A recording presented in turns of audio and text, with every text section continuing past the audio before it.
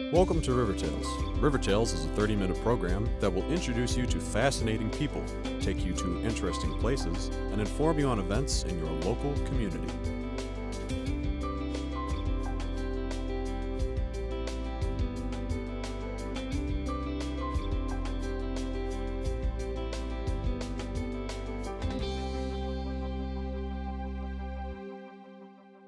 River Tales is brought to you by Southeast Health. I am a sister. Actually, I'm the oldest of 5. And my house is where everyone gathers. Taking care of things, well, that's just what I do. I'm a sister, and cancer doesn't change that. At the Southeast Cancer Center, we know that your life doesn't stop because of cancer. You are a person who touches other lives every day. Ask your doctor about the difference at the Southeast Cancer Center. On this edition of River Tales, we'll take you inside the newly renovated academic hall on the campus of Southeast Missouri State University. Inaugurated in 1906, Academic Hall has stood at the center of the campus for over 100 years, and after a 2-year renovation, the building has been reopened. We'll visit with some young filmmakers at Southeast and get a look at the annual award ceremony of the Falling Film Festival. And we'll take a trip to the Mingo National Wildlife Refuge.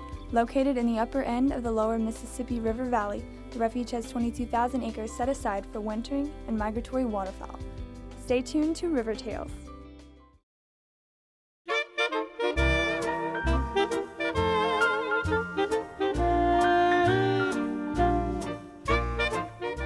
Hall first opened in 1905 and was inaugurated on May 22, 1906.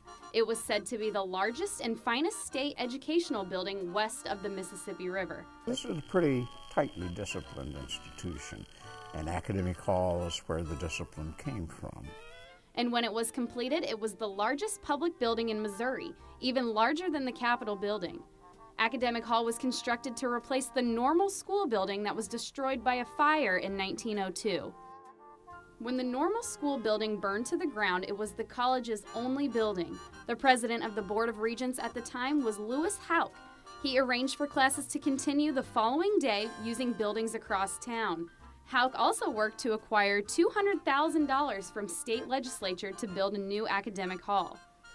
When the first Academic Hall burned in 1902, there was great debate about moving this college somewhere else. And consequently, Legg put up a 48-foot high, 3-story building and then capped it with a dome. The building was designed by St. Louis architect Jerome Legg and his partner Charles Holloway. He was a very notable architect in this region, and then late in his career, maybe in his 50s, he left St. Louis, moved to California, fell completely off the map. I haven't found anybody who can locate an obituary, a burial site. Nobody knows what happened to Jerome B. Legg. The building process of Academic Hall was pushed back 1 year due to the monumental demands for the architecture. Construction of Academic Hall completed after 4 years. The production also resulted in an injury of the standing president of the university. Professor Washington Dearmont was conducting an after-hours tour of the construction site when he was stopped by a security guard. The on-duty guard did not recognize Dearmont and demanded that he and his company leave. When Dearmont refused to leave, the guard punched him in the face, breaking his jaw. The guard was later arrested for assault but cleared of any charges.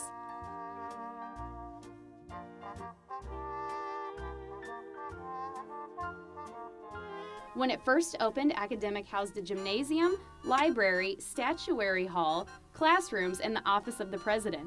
For many years, the campus radio station's broadcasting tower was housed atop the dome. This allowed students access to the interior of the dome, where they often wrote their names and other graffiti, which is still visible today.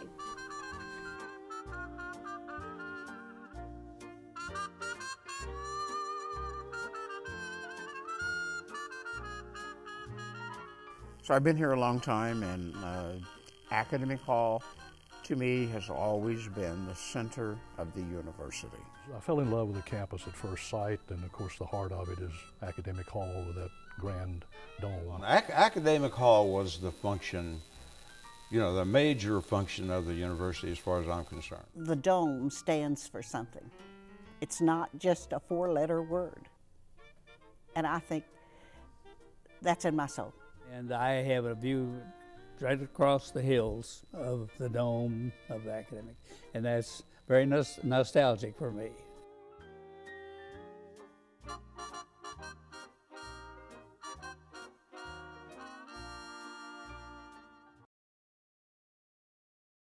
The thing that makes Academic Hall and all the other of the campus is the people in it.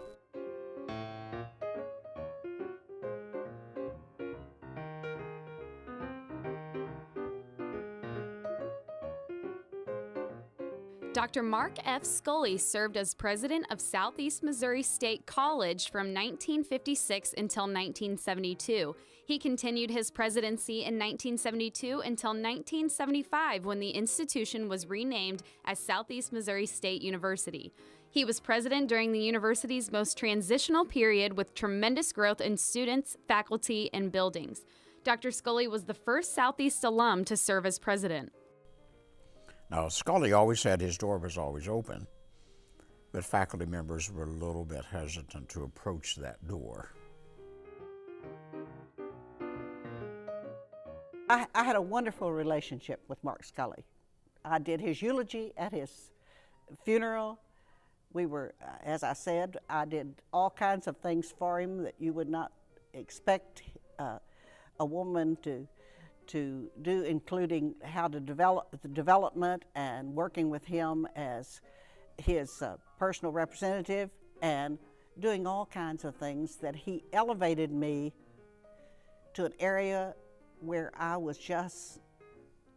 didn't even dream of going into this area of development. Scully was the tightest man that's ever walked on the face of the earth. For the receptions, we had commencement receptions, and we had to use the university silver, and we had to use everything else. I mean, he spared no expense, but he wanted me to go cheap on buying the food. And so I hired somebody to do the cookies and the refreshments. And he threw a fit, and I mean, all of us were waiting on it. Because the guys would walk by and say, "Where did you get the cookies? They're wonderful." I said, "Lois made them." He said, "You hired a caterer?" "Yeah." I said, "They said, you're dead." And he came in and he said, "I got the bill for this caterer." I said, "Yes." It was my bill, I made the bill. He said, "You listen, you can go to Aldi's and you can get this a lot cheaper." I said, "You can go to Aldi's, but as long as I'm here, I'll be going to Lois to get decent cookies that are delicious. If we can use the university silver, we can have some homemade cookies." And he said, "Oh," and walked out. And so he walked back to his office and he told the guys, he said, "I can't do anything with her. She says she's going to get those cookies." And you know, it just took guts, but there's some things that I thought, I'm not hedging on that. He needs, if he thinks this through, he'll get over it after he gets mad at me. He'll get over it. Because he'll realize that I'm not taking those cookies. I'm not eating a cookie. I'm doing it for the students and their parents. I've liked every president for whom I've worked. I've liked some of them better than I did the others, but I knew some of them better than I did the others too. But I think Southeast has not had a bad one in the bunch. I served under Dr. Parker, who was the first one, Dr. Scully, Dr. Lee Stamper, and Dr. Stacy. The atmosphere changed. It did not change much under those presidents. It was always Academic Hall.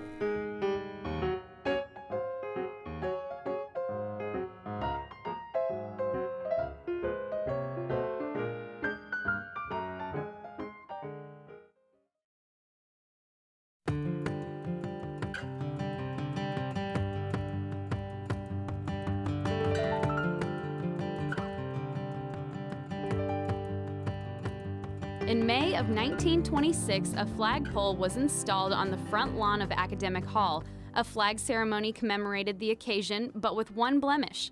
2 World War I German cannons flanked the flagpole, leading concerned citizens to petition the Board of Regents. Petitioners wanted the cannons removed because they were believed to be too aggressive to be kept on display. A second group of citizens demanded that the Regents keep the cannons in place as a memorial to those who fought and lost their lives in World War I. There used to be cannons that sat in front of Academic, and 2 students named Fred and Dennis, they didn't want their last names known, got a ball and a whole bunch of gunpowder from somewhere. And they loaded that cannon with gunpowder, packed it tight, put in this ball, and fired it. And it went across the street and blew a hole in the hall of Lemming dormitory.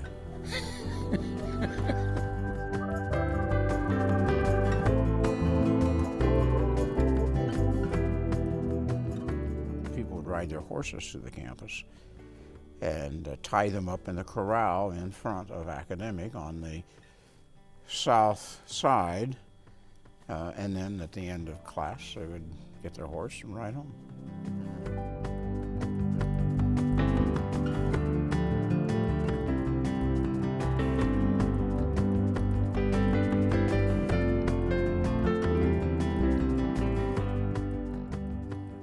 No student could come up the front steps. Students had to come around those front steps and come in the basement level, come in those side doors underneath the steps. Only visitors, dignitaries could walk up and down the steps.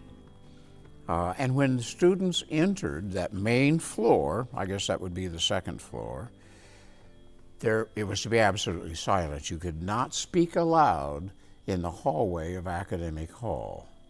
You had to whisper. And if you wanted to talk to someone in an office, you went in the office and you spoke to them in a normal voice. But in the hallway, you did not speak loudly. And Dr. Scully, I know personally, would enforce that. He did not want loud noise in Academic Hall. It was a reverence for that building. It had that sort of mystique.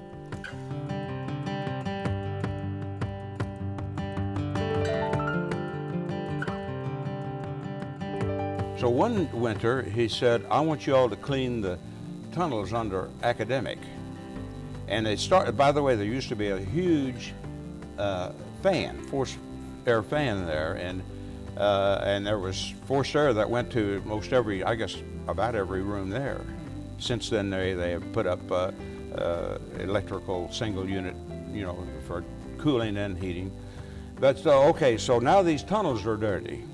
So he gave us, I don't know, 2 or 3 vacuum cleaners or more, and we went in that tunnel. Started at the main entrance. I would say it would be 3 to 4 foot high and 10 foot wide. And then it gone. The further you went, the smaller it got. When you branched off to a classroom, you got into, you couldn't hardly, you had to crawl on your belly flat to make it to there. I often wonder with the people if there was a class and they heard that noise, what they thought, but I never did hear it.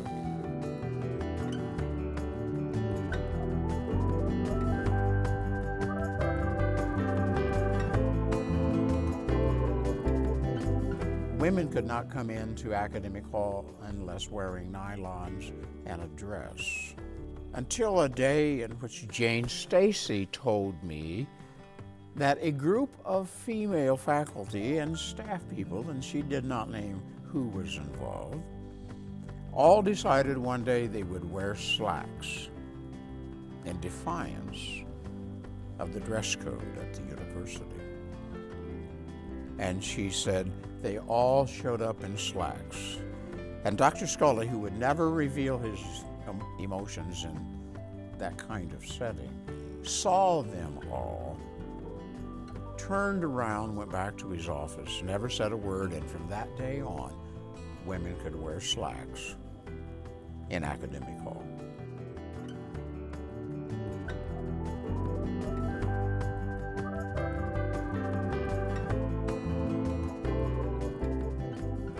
Over the years, the copper of the dome started to leak and began to fail, and after valiant efforts to patch the dome, it had become time for the inevitable, a need for total renovation.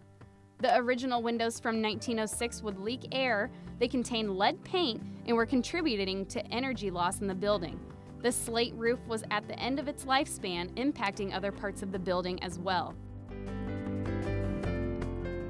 The auditorium was closed in September 2010, and many of the offices that were located inside, such as the Office of Admissions, Office of the President, Financial Aid, and Registrar, moved out during the summer and fall of 2011. The entire building was emptied out for the renovations to begin.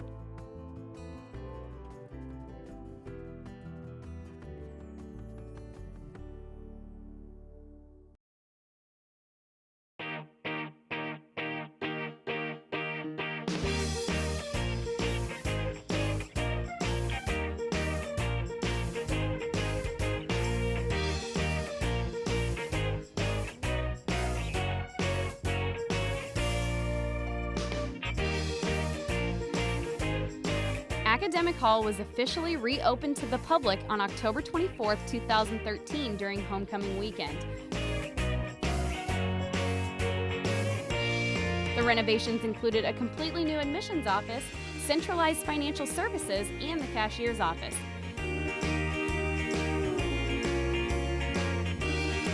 There are classrooms and an area where Southeast Speech Department will be relocated. This guarantees that almost every incoming freshman will have a class inside academic. Every faculty member began and ended his employment here in Academic Hall. Every student began and ended his enrollment here in Academic Hall. Every visitor came to Southeast and spoke in Academic Hall. It was the university.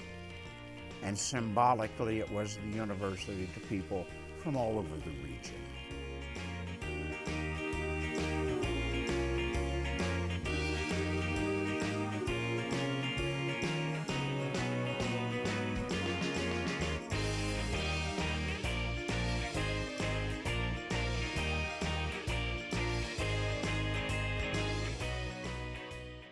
With the new renovations to Academic Hall, it is sure to be around for the future generations of students who choose Southeast. And there's very few days that I don't pick up the phone and hear somebody say, I just hadn't talked to you in a while. You know, if I hadn't have been to Southeast, I would have never had what I have today. People are grateful. And that dome is a symbol of their gratitude.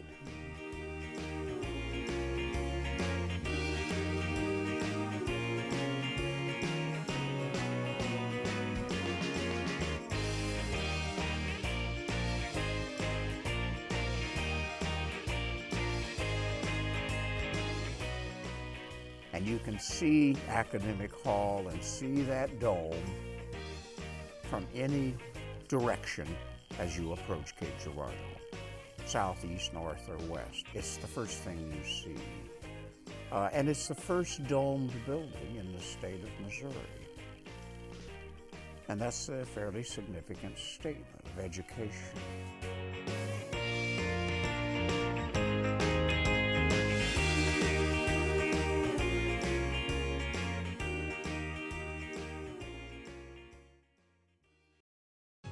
Southeast Health and Cardiovascular Consultants, a team with a passion for patient care, delivering world-class cardiac services to the region and bringing you more experience with the largest cardiology group in Southeast Missouri and over 75 years of combined experience, more convenience with the new Southeast Cardiac Imaging, providing the latest in diagnostics.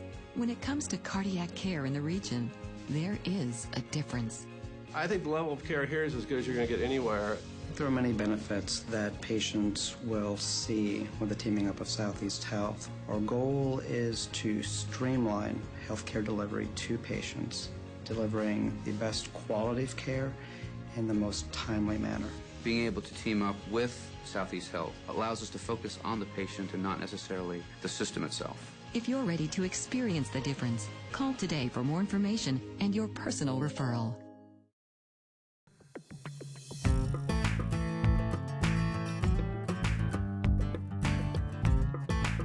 The Fault Line Film Festival is student held here on the campus of Southeast Missouri State, and it's for students. We primarily focus on students here at Southeast, but we also open it up to students across the state. And we hold this festival every year right around Thanksgiving time, and it's an opportunity for students to showcase their work. This is the 4th year for our festival, and it's changed quite a bit over those 4 years. In the first year, students really didn't know what to expect, faculty didn't know what to expect. So some of those early entries were, I guess, varied in quality, just because people didn't know what kind of films we were looking for in this festival. But as the years have progressed, I think students have become not only better at telling stories, but also they've learned to work with the talents of people in other departments. We find filmmakers who go out and find really good actors or good people to design sets for them. And you can see in the quality of the work how the films are really starting to excel. One thing we always emphasize in our classes is visual storytelling. We start with that right from the very beginning. As we evolve in our major, we'll focus on, of course, technical skills and things like that, but we really want to focus on how to tell a story and then also how to collaborate with other people to make your film the best it can be. Film is a collaborative art, and it's not something that can be done just by one person. You need to rely on the talents of other people. I wanted to do a film, but I was like, okay, let's just do this simple thing. So I wrote the jar, and then in a week I casted the actors, and then we shot it that weekend, and it was a pretty quick process. I'm currently in screenwriting this semester, and it's been very helpful because I always have trouble getting a story out and always getting it from beginning to end. I get somewhere in the middle and I don't know what to do and I don't know where my characters to go, and that's really helped me. And I think that really helped to get what the point of the jar would be. Like, I was really thinking about this now consciously, like, okay, what's gonna happen with this character? I was really surprised when I first found out that I won an honorable mention award. You know, you look at something you make and you can see all the little things you do wrong, and I was so surprised when you called my name, and I was blushing all the way up the stage. My film's about these two, about Mormon and Jehovah's Witnesses fighting over a certain doorstep because they both happen to arrive there at the same time. That's like my idea. One day over the summer, I was sitting on my couch, and then Mormons came up, like, oh no, I'm sorry, I'm ready to part of church. Then literally 20 minutes later, the Jehovah's Witnesses come up, and I'm like, oh no, sorry, part of church. And I sat on my couch, I'm like, just came up with me, I'm like, what if they did come at the same time, what would happen? So that was kind of my prediction of what would happen. Whenever I found out I won Best Comedy, I was definitely surprised.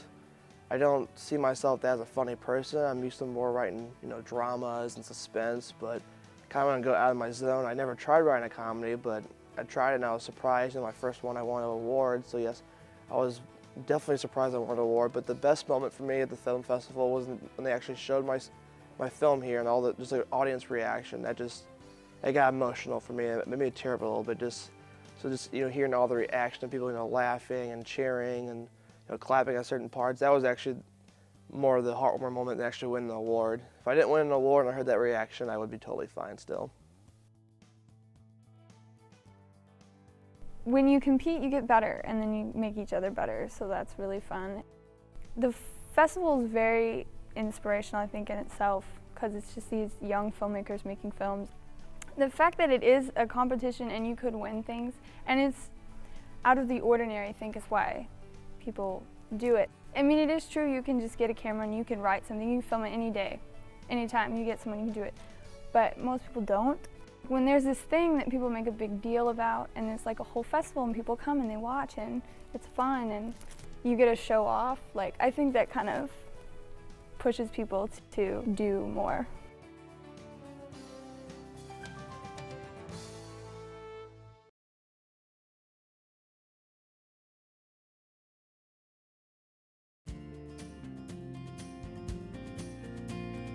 Mingo is part of the National Wildlife Refuge System. It encompasses over 550 refuges located throughout the entire United States. Mingo is part of the Midwest region. They call it the Great Lakes and Rivers region. And so it's just one of 9 refuges located in the state of Missouri. 25,000 years ago, the Mississippi River actually used to run through what is now Mingo Refuge. So the refuge is actually an abandoned river channel of the Mississippi River. 18,000 years ago, surging glacial meltwaters and probably an earthquake caused the river to shift more towards its current path east of here. But it left behind this pristine, low swampland that you see here today. The first inhabitants of the refuge dates back to roughly 7,000 years ago. There's archaeological evidence that Native Americans used the swamp not necessarily for a place to live, but as a seasonal place to go and hunt. The rich swampland, you know, with beavers, turkey, deer, ducks, and fish, it was plentiful with a diversity of wildlife.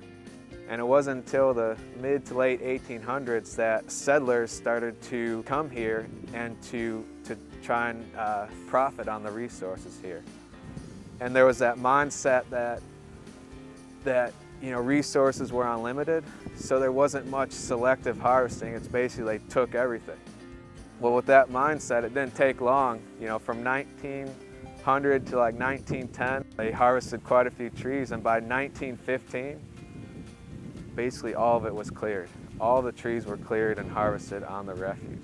Even though the trees were gone, the settlers still looked to the Mingo Basin as a source for economic value. And with the trees gone, the next thing they looked for was farming, for agriculture. You know, most of southeast Missouri today, if you drive towards the Mississippi River from here, most of it is agriculture.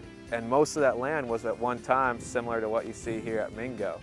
A lot of the trees were cleared, and then once they cleared, they started to put in drainage districts to try and drain the swampland, to drain that low area to make it suitable for agricultural purposes.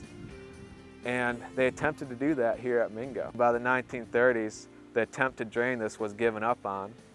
And for a short time period, this was kind of a free-for-all. So it would have looked a lot different from what you see today.